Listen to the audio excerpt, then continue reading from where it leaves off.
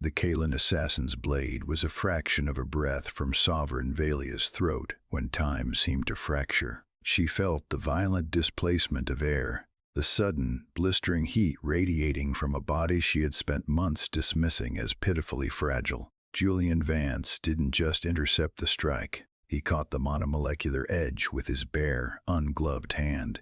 Red blood welled instantly, dripping onto the pristine floor, but his expression was completely devoid of pain. The universe's most dangerous secret, she suddenly understood, was a polite smile and a cup of tea. Her frail, decorative consort was a dormant supernova masquerading as a pawn. It turned out that the mighty Xylarian ascendancy's greatest vulnerability was its own arrogance. When the border treaties with Nova Prime were ratified, Valia accepted Julian strictly as a political gesture to humor the fledgling human race. He was so impossibly soft. He possessed no dermal plating, no redundant organs, no natural weaponry, just thin skin that flushed pink at the slightest exertion and bruised if her guards ushered him too forcefully through a doorway. To the Ascendancy, humanity was a biological joke. Yet Julian had woven himself into the rhythm of her daily existence without her ever noticing the threads. When High Council negotiations stretched into exhausting solar cycles, he was always there, waiting in her private chambers with a steaming ceramic cup of bitter terrestrial leaves. He didn't speak of war or territory.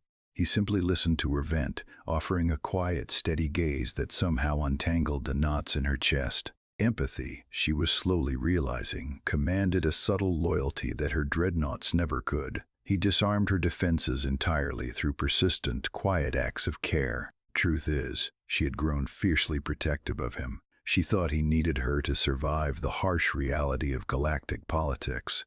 She was entirely wrong. The realization hit during the royal promenade. They were walking the glass-arched corridors of Xylarian Alpha, the light of two suns casting long, fractured reflections across the floor. Julian was midway through a soft laugh, adjusting the heavy formal collar of his tunic, when the Kalan swarm sleeper agent dropped from the ceiling lattice. There was no warning, just the shriek of shifting air and the descent of a killing machine with four-bladed limbs. Valia's elite guards were stationed 20 paces back too far to close the gap. The assassin's primary side swept down, aimed directly at the Sovereign's neck, and then Julian moved. He stepped in front of her. The human who tired easily after a long walk moved with a velocity that shattered the air itself. He caught the falling scythe. His hand seized the serrated chiton. The Kalan assassin paused, confused by the sudden obstacle. It tried to rip its arm free to strike again. It couldn't. Julian's grip held the creature completely paralyzed. The polite, deferential warmth bled out of the human's eyes, replaced by a cold, ancient stillness that made Valia's dual hearts stutter. The air pressure in the corridor abruptly spiked. A crushing, invisible weight slammed down onto the floor tiles, dropping the heavily armored guards to their knees 50 feet away. The Kalan assassin began to tremble, issuing a low, clicking sound of pure distress as its exoskeleton began to buckle under an unseen, localized gravity. When the galaxy's weakest prey drops its disguise, the apex predators learn to prey. Julian didn't raise a weapon. He didn't even shout. He just stared at the towering monstrosity, blood spilling down his wrist, as a terrifying, godlike psionic fury began to radiate from his fragile human frame. The assassin didn't even have time to scream. Julian's eyes, usually the soft, unremarkable brown of terrestrial soil, ignited with a blinding, terrifying silver light. The kinetic shockwave blew outward. The Kalan sleeper agent simply dissolved its heavily armored exoskeleton, imploding under a telekinetic grip so absolute it shattered molecular bonds. Igor rained against the glass. Valia shielded her face, her dual hearts hammering a frantic, erratic rhythm. But the nightmare was only just beginning. Through the arched ceiling, the sky of Xylarian Alpha tore violently open. Overlord Malakor's invasion fleet had breached the planetary defense grid. Massive, black dreadnoughts blotted out the light of the twin suns. Drop pods hammered into the royal courtyard outside, shaking the floor plates beneath Valia's boots and disgorging hundreds of elite shock troops.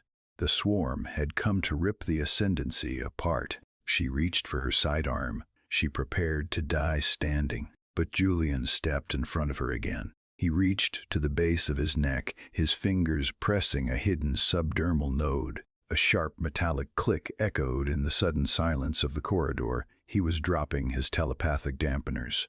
It turned out the ascendancy's medical scanners hadn't failed to read his biology. They simply hadn't possessed the metrics to comprehend a caged god. The air didn't just grow heavy. It screamed. A shock wave of pure, unfiltered psionic fury erupted from the frail human. It blasted through the reinforced glass walls, shattering them into a million glittering fragments, and rolled over the descending Kalan elites like a tidal wave of invisible fire. Outside, the vanguard of Malakor's army simply stopped. These were elite warriors bred for relentless slaughter. Yet they dropped their weapons.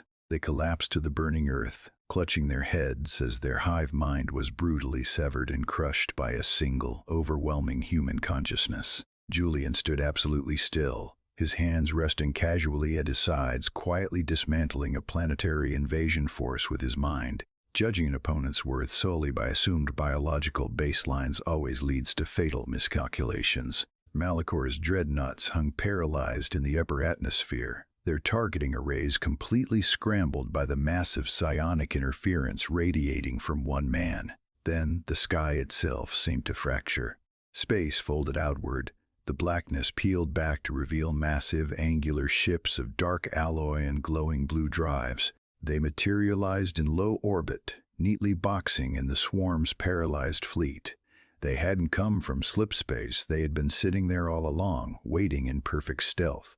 The Sol Vanguard, humanity's hidden armada. A transmission overrode every comms channel on the planet.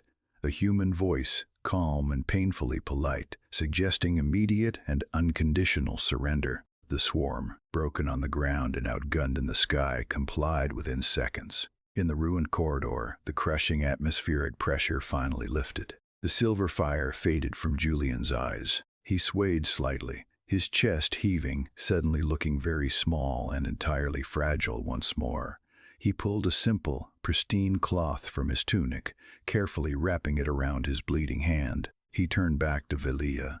The terrifying apex predator was gone. The quiet, gentle man who listened to her fears was back. He offered her a small, apologetic smile. Strategic deception provided the Vanguard their tactical victory, but as Velia looked at him, she understood that his empathy, his subtle, consistent acts of service, had already won her completely. They wouldn't be allies born of necessity. This was an open alliance of equals. Julian extended his uninjured hand toward her. She took it. His skin was warm, soft to the touch, and the strongest thing she had ever held.